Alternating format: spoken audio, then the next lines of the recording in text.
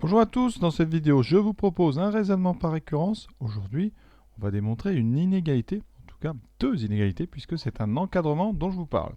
Ici on va démontrer que UN, le terme général d'une suite UN qu'on définit auparavant, eh bien ce terme général il est strictement entre 0 et 3.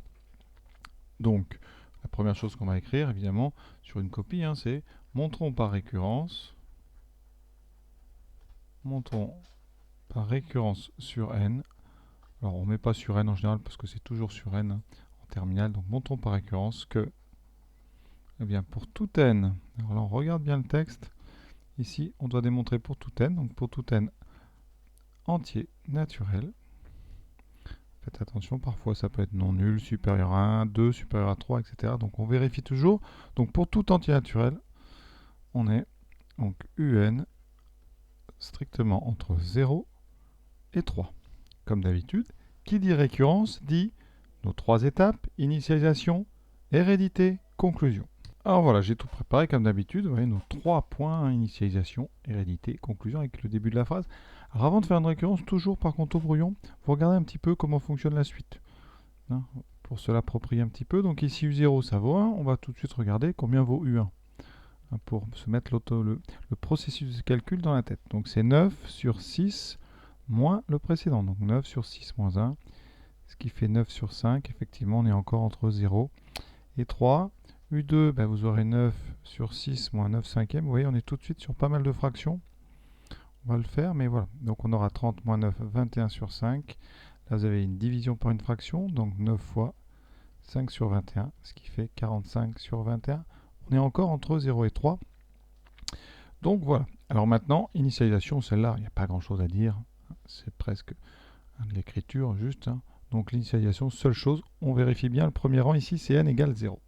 Donc, pour n égale 0, donc ici, pour n, soit vous écrivez pour n égale 0, ou vous écrivez au rang n égale 0. Ça dépend du prof, ça dépend de vous. L'important, c'est qu'on comprenne que vous vérifiez au rang 0. Ici, on a eu 0 qui vaut 1. Et est-ce que 1 est entre 0 et 3? Effectivement. Et 1, c'est bien strictement entre 0 et 3. Vous pouvez soit écrire comme ça, soit dire 1 appartient à l'intervalle 1, 3. Moi, je vous conseille quand même de rester ici, plutôt sur cette notation ici d'encadrement, parce que c'est vraiment le cœur de notre démonstration. Donc ici, vrai pour n égale 0. Donc l'initialisation, elle est bonne. Donc pour la conclusion, vers la fin, vous penserez bien à mettre l'initialisation est bonne. Donc l'hérédité. Ensuite, l'hérédité, vous mettez bien, on suppose que pour un certain k entier naturel, certains font avec n, bon, moi je fais toujours avec k, histoire d'habitude. Donc on va supposer bien, que uk est strictement entre 0 et 3. On n'oublie pas d'écrire vraiment l'objectif parce que comme ça on sait où on va. On veut montrer au rang suivant donc que uk plus 1 est entre 0 et 3. Alors quand c'est comme ça des encadrements, il n'y a pas 10 000 méthodes, enfin, il y en a certainement plusieurs, mais il y a une méthode qui marche mieux que les autres, c'est de partir de UK et de reconstruire UK plus 1. Je m'explique.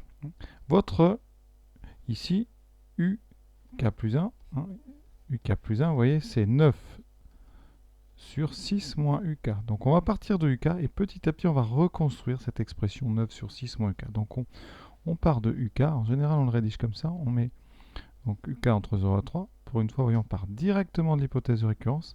On va faire apparaître d'abord le moins. Donc quand on multiplie un encadrement par moins 1, tout s'inverse.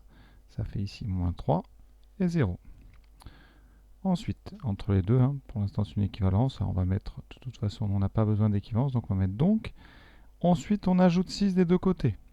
Donc ça fait plus 6, quand vous avez 6 moins UK, c'est comme si vous aviez moins UK plus 6. Donc ça, je rajoute des deux côtés 6, on peut, ça ne change pas le sens de l'inégalité ni des encadrements. Donc 6 plus 0, 6, moins 3 plus 6, 3. Et maintenant, on va inverser. Alors là, une petite étape qu'il faut justifier. Est-ce qu'on a le droit d'inverser n'importe quel encadrement? Eh bien non. La règle, c'est que on peut inverser un encadrement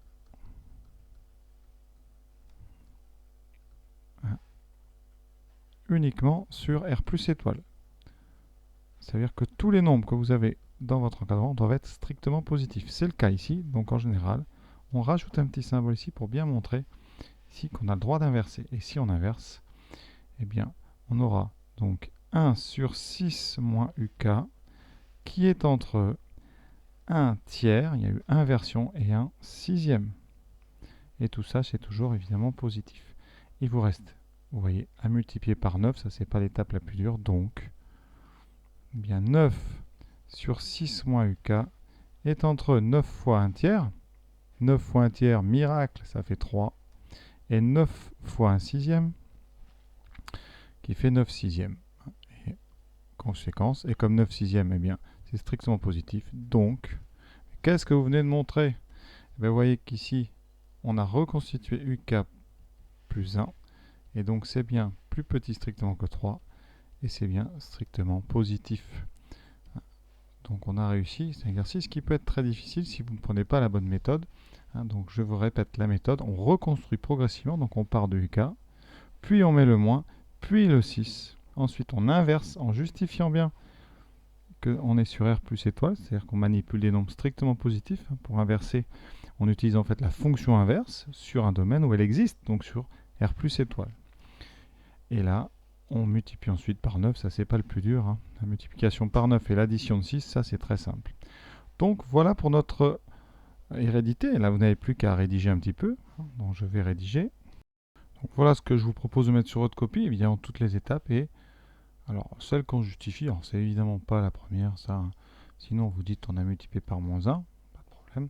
Ici, on a fait moins 6. Non, pardon, plus 6, donc rien. Et là, par contre, c'est l'étape, la seule ici. On inverse, vous mettez on inverse sur R plus étoile. Puisque la fonction inverse est strictement décroissante sur R plus étoile. C'est pour ça qu'il y a inversion, vous voyez. Ici, le 6, l'image de 6 par la fonction inverse est à gauche et l'image du 3 est à droite. Le reste, multiplication par 9. Et donc, conclusion.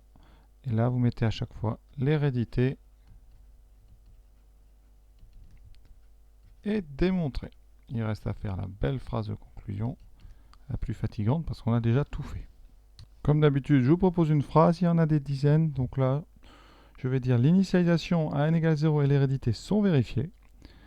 Et ES, donc par récurrence ou par récurrence sur n, la propriété est vraie pour tout n entier. Voilà. Donc pour tout n, ce symbole, pour tout, quel que soit, un est entre 0 et 3. Voilà, j'espère avoir été clair. N'hésitez pas à commenter, à liker, à vous abonner ou à faire tout ce que vous voulez. À bientôt.